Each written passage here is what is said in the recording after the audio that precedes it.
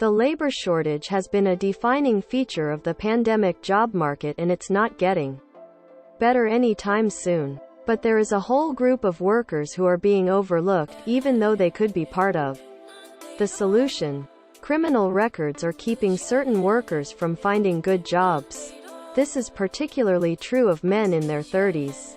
More than half of that group has a history of criminal conviction or arrest that keeps them from fully participating in the labor market. A study from nonprofit research group RAND Corporation released Friday found, as of January, just over 1 million men between the ages of 24 and 35 were counted as unemployed, the biggest group of jobless males.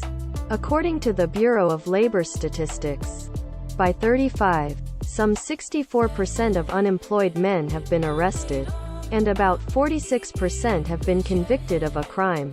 According to the study, nearly a third of American adults have been arrested at least once, a far higher level than in comparable Western European countries. Employers need to understand that. One big reason they cannot find the workers they need is too often they exclude those who have had involvement with the criminal justice system, said Sean Bushway, the study's lead author and a senior policy researcher at RAND. Most employers believe that most people with criminal histories will commit offenses again. But that is not the case, Bushway said. And the risk of re-offending drops dramatically as people spend more time free in the community. Without a new conviction, employers need to adopt a more nuanced approach to the issue. One complication is that the severity of the crime is not taken into consideration. If businesses draw the line at any criminal record, applicants arrested for a minor offense, such as possession of marijuana, get lumped in with applicants with more serious convictions like a series of assaults.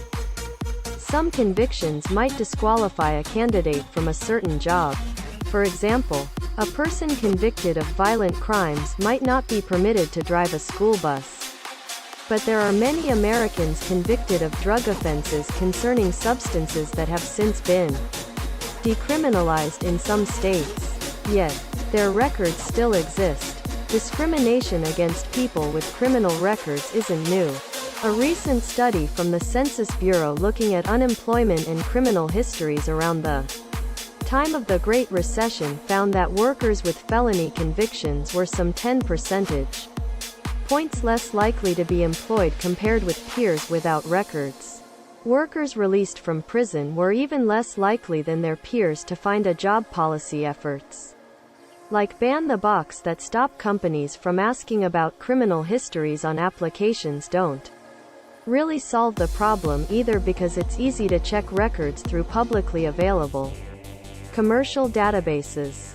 According to RAND, the issue of finding workers has taken on more urgency in recent months, as the pandemic has left America with nearly 11 million open jobs and nowhere near that number of people to fill them. COVID has led many workers to leave the workforce early, hold out for better working conditions, or remain at home to care for family members and avoid exposure to the virus.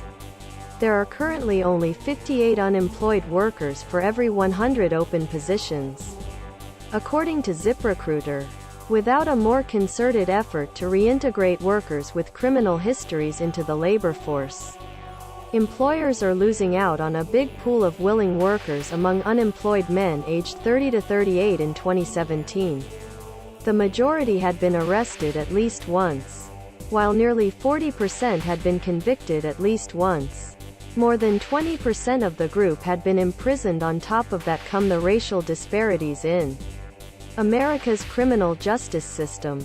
In the studied group, it was 33% more common for black men, both employed and unemployed, to have been arrested, compared with white men at every age from 18 to 35.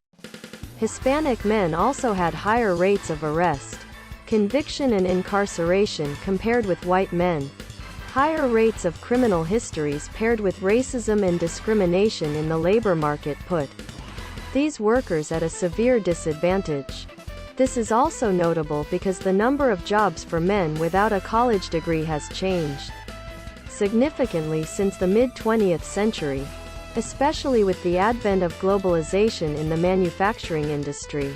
America's transition from a manufacturing to a services economy has meant fewer well-paid blue-collar jobs. Government programs that focus on workplace training and building skills for the unemployed are missing the point in a big way.